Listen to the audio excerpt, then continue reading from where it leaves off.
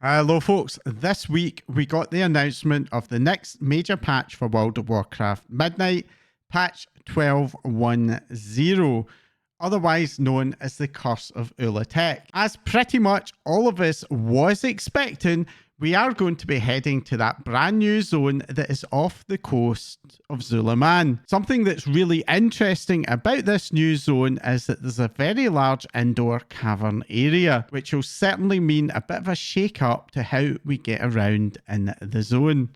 That's not the only interesting change though that's happening.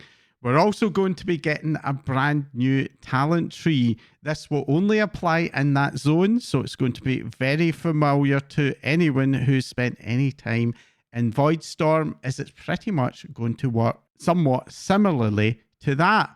Now, one thing that is getting a bit of a remake is going to be the rares, as these are now going to be set in 5 rotating locations throughout the Isle. And when we defeat the rares that regularly spawn there, we'll be unlocking a new feature called Cursed Fishing, which will include local stories with a Tortolan sea captain named Toka. Another pretty interesting change is that world bosses are going to be moving inside their own instances. Now, as pretty much anybody who's been playing the game for any length of time will know, world bosses can be a major source of serious open world zone lag. So moving them into instances will solve that problem. But it's also going to mean that the team are going to be introducing variable difficulty for the world bosses, going all the way up to mythic difficulty, which I think will be pretty interesting. Although I'm not sure the mythic difficulty will get a lot of interest, unless it's still fairly easy, because as we know, the main reason that we do these world bosses is because, well, they're just so easy that it's never hard to get a group. So I think it'll be interesting to see how these will turn out in practice. Blizzard say that the goal is to make it easier for players to gather and take on these bosses, but I think the main reason they're doing this is because they've always struggled with that issue of zone-wide lag. And if you've ever been annoyed by that lag, I think this will be pretty welcome for you. There's also a brand new dungeon called Altar of Fangs coming. This will be your standard dungeon, and yes, it will be part of the Mythic Plus seasonal lineup, which I'll touch on in a little bit. The other main part of the formula for a new major patch is, of course, the raid, and this one is called the Venomous Abyss, and is very much focused on dealing with the threat of the new blower Ula'tek, who lives on that island. There's also going to be 3 brand new delves. Now, 2 of those are proper delves. That's the Ring of Glory and Naldor Isle. The third delve is, of course, the Nemesis delve, which will have that one boss challenge boss. Okay, moving on to Season 2 now, as well as that brand new dungeon. The 4 dungeons from Midnight that we haven't seen so far in Mythic Plus will all be part of the season. So that means Altar of Fangs, that's a new dungeon, along with Murder Row, Den of Nalarak, the Blinding Veil, and Voidscar Arena. And we'll also be getting 3 returning dungeons: King's Rest, Ruby Life Pools, and Temple of Sithralis. And I have to say, those are very interesting choices by the devs team. King's Rest wasn't the most popular of dungeons back in Battle for Azeroth, and Ruby Life Pools was very much one that during Dragonflight some people loved and some people hated. And Temple of Sithralis, I very much hope we'll be getting a bit of a remake, because that was always a pretty awkward dungeon to do. Now, as well as the Mythic Plus dungeons, Prey is making a return, as is the Argentina, so we can expect new Prey bosses, and also the opportunity to hunt them down on that new island. And we can also expect some new quests in the Argentina. Now, one thing that Blizzard hasn't mentioned here, but has been discovered on the PTR, is that it does also look like the Harandar quest lines are also getting extended with some new storylines as well. Now, on the PvP front, we pretty much all know the formula for PvP. It's basically just gear bumps. But we're also going to be getting a new training grounds version for Arena. So you'll be able to go in and presumably take on a 2 versus 2 encounter with those bots. Now, I'm not sure how many people who pug will want to go 2v2 in an arena with bots, but I guess you never know. And this could be pretty popular for people who do have regular friends they want to play with. Now, moving on to the Cooldown Manager and the user interface. Now, the Cooldown Manager is getting a new feature that will be of interest to healers, which is the ability to track buffs from other people in your group. But we're also going to be getting a new items section in the Cooldown Manager, which will fill one of the major gaps that we have to date, which is the ability to track our trinkets along with our potions and, of course, those Warlock Soul Stones. Now, this isn't currently fully working on the PTR, so we don't exactly know what this will look like, but I assume this will be a completely separate section, similar to the way that many add-ons are already doing it. And I think that's the main hole that this will fill. For people who don't use add-ons, you'll finally be able to get away from having to use an extra action bar just to track these things. Another interesting thing they're introducing is a new feature where we can now apply pings to our health bars and our action bars. And these will cause us to display our abilities to other players or even to report on our health. And that health one I could see being pretty useful in some cases, for example, healers. Now, another thing I would like to have seen with this was the ability for healers to ping their mana bars so that they could alert less attentive tanks that maybe it's time to slow down and let them have a drink. But overall, I think these are pretty decent improvements for the Cooldown Manager. But it does mean that there is now just one omission from the Cooldown Manager that I think Blizzard do still need to fill, and that's our ratio abilities. Now, not all classes' ratio abilities are that important, but there are certainly several classes where the ratio abilities do form key parts of a rotation or offer key combat defensives. Examples include both versions of Draenei, both versions of Dwarf, and of course Shadowmeld from Night Elves. The other big set of updates that we're going to be promised is for housing, with a brand new feature called Blueprints. Now, Blueprints is basically the long-awaited ability to share housing builds, but also to save and restore housing builds. And that will all be covered by this brand new ability. The blueprints can be saved on a per room basis, or only the exteriors, only the interiors, or indeed the entirety of the house. And if you have any problems where you share it with somebody who doesn't have all the decor items, those people will still be able to use the blueprints. It just means that the particular missing items will be missed out, which may not always be a bad thing. The other major change is that we're going to be able to have our pets running around a house. You'll be able to buy a pet decor bed, and then you'll be able to place one of your non-combat pets in them, and that pet will be able to freely wander through the house thanks to some new navigation technology. Now, it wasn't mentioned in Blizzard's update, but we will be able to have more than one pet running around the room. In fact, it has been confirmed by the lead developer of the housing team that we'll have a limit of 10 pets in the inside of a house, although we won't be able to have pets running about outside, at least for now, to use his words. Endeavours are also getting a bit of an update with 4 new endeavours: an Amani Troll, Kobold, Onaran Centaur, and Turtolan versions. Another much wanted update to housing that wasn't mentioned in the big update but was revealed in a separate post is that we're also going to be getting 3 new housing levels, which will increase our housing limits by quite a bit. Housing level 10 is going to allow us to get a bonus item of decor for completing the weekly housing quest. At 11, we'll be getting an extra 10 room budget and an extra 500 room budget. Now, that will very likely be applying on top of the usual increase in the budgets that we get as we gain each level. And I'm personally estimating that by the time we hit the final level, we'll have an interior budget of 5,780 and a room budget of 129, albeit I'm not currently expecting the exterior budget to raise any more, at least in this patch, but I could be wrong about that.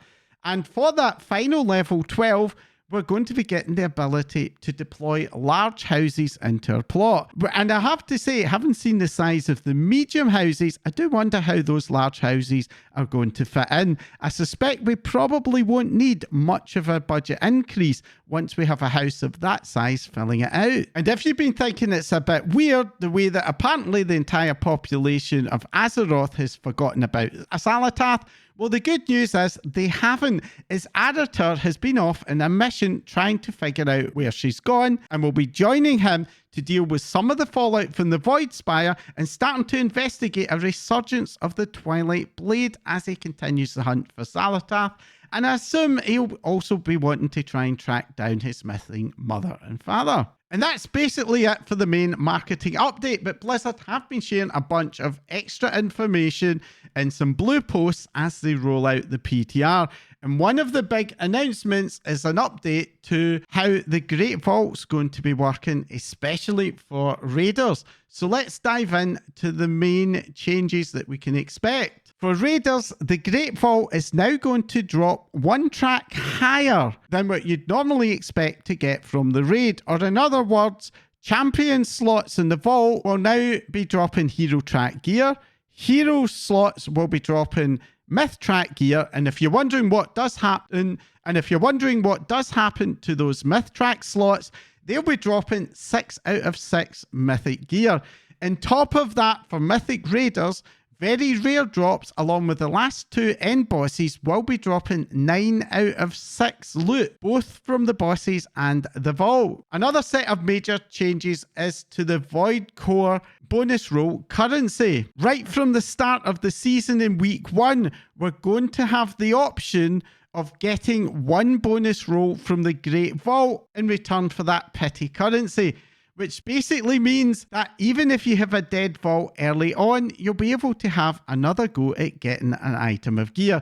Now, for this particular change, I don't think this will be particularly impactful in terms of our gearing speeds, because those early weeks of the Great Vault, basically we pretty much are guaranteed we'll get something that's an upgrade from the vault regardless. But of course, extreme bad luck can and occasionally does happen. And I think this is a nice way to guard against that. And it does mean that Blizzard are finally delivering in something they've been saying they've wanted to do ever since the Great Vault Pity currency arrived, which was to give us something that would actually feel good to get. Because to be honest, at the start of a season, even getting the sockets doesn't really feel all that good to me. Although I will admit, getting sockets towards the end of a season is pretty nice. Another major change that is coming in is that the raid rolls for the bonus currency will now only require 1 of the currency. So that 1 bonus roll that you get each week, you could potentially use in the raid should you want to. And perhaps you might want to, given that presumably these rolls will be at the Great Vault level, or in other words, if you use a roll in a heroic raid boss, you should get myth track gear. Now, Blizzard have confirmed in their announcement that the rolls will be at vault level, but they didn't specify if this also applies to the raid, but I pretty much expect that it will. Now, as for the other bonus rolls, I have a little bit of bad news, but also some good news there.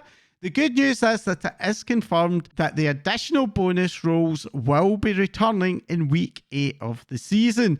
But the bad news is we're only going to be getting 1 of them every week this time around. That makes a bit of sense to me. I think that the bonus roll system did speed up the gearing a bit more than I suspect the Blizzard developers wanted, although I personally kind of liked it. So only getting 1 a week is probably inevitable. But at the same time, I have a sneaking suspicion that we might end up getting a 2nd per week later on in the season, perhaps around the 0.7 patch, but that's definitely not confirmed. So who knows how that will turn out. Now, another significant set of changes are ones that won't necessarily impact your gameplay, but will impact you if you use add-ons. And that's a new set of changes to those add-on restrictions. Now, one of the issues that has come up in the first season is the extent to which add-on developers have been able to find clever workarounds to Blizzard's add-on Lockdown, which has led to the rise of things like Mini CC, which, while not as capable as Omni CC, has managed to replicate quite a bit of functionality and is certainly doing things that Blizzard, back when they announced the add-on Lockdown, specifically said they really didn't want to happen. So it's perhaps no surprise that Blizzard are announcing a further tightening of the security around our buffs and debuff tracking. Now, what that basically means in practice is that I think a lot of those interesting add-on workarounds are going to be basically nuked from a big height, and Blizzard are making a concerted effort to make it a lot harder to do more of that in the future. Now, that will mean that pretty much any existing add-on that goes anywhere near Auras is going to be broken and will need some updates. How many of those will survive, it remains to be seen. Having looked at some more detailed information that Blizzard are given to add-on creators, my own personal read of it is that any sort of tools that look at auras out of combat should probably be fine. So out of combat potion reminders or reminders to apply like arcane intellect out of combat probably will still exist. But I think any sort of reminders or information about aura in combat, those I think will probably disappear. Although it does remain to be seen if add-on developers will just respond by finding a fresh set of workarounds. It really wouldn't surprise me if when we get to the 0.7 patch in Season 2, we'll be back to where we are now. But I guess we'll see how that turns out. Now, another significant change that is coming is that Blizzard are adding some new tools for add-on developers to filter auras on things like nameplates and raid frames. One of the major issues we've had with the current add-on Lockdown in Season 1 has been the extent to which our raid frames, if you use an add-on to display them, tend to become festooned with a lot of irrelevant stuff that we don't really care about, which causes a lot of information overload. And hopefully these filters will allow us to be a bit more fine-grained in showing and removing stuff. For example, I think most healers would very much appreciate it if they could reduce the number of icons and raid frames down to just the things they can dispel or just the things that might like kill a tank or kill a DPS. And as a tank, I'd personally love to have it restricted to just showing me maybe my co-tanks, buffs and debuffs that I need to manage my tank swaps, which has been an ongoing pain point for me throughout Season 1. And as of course, once we get onto the PTR, there's always a lot of stuff that we discover that Blizzard never mention. One of those is that pet battling is getting some attention, with some new achievements being added to some of the older zones. Another nice quality of life update is a little bit of a tweak to the currency tab, with the introduction of a set of brand new categories, which should make parsing through your currencies a little easier. Although I will say this is basically a solution to a problem that Blizzard shouldn't have created in the first place. I've been a bit surprised by the sheer number of currencies we've had in Season 1 of Midnight, and I'd go as far as to saying that the currency situation is turning into bloat, and this does make me think that Blizzard aren't going to calm down in that, which is a bit of a shame. But that's that for this initial update and everything that's going to be covered in patch 12.10. I'm sure in the coming weeks there'll be a load more discoveries that we'll want to share, so do make sure to subscribe. That way you'll get notified whenever one of my videos goes live. And if you have any other thoughts on this update, do make sure to put them down in the comments. But for now, thanks for watching, and I will see you all again soon.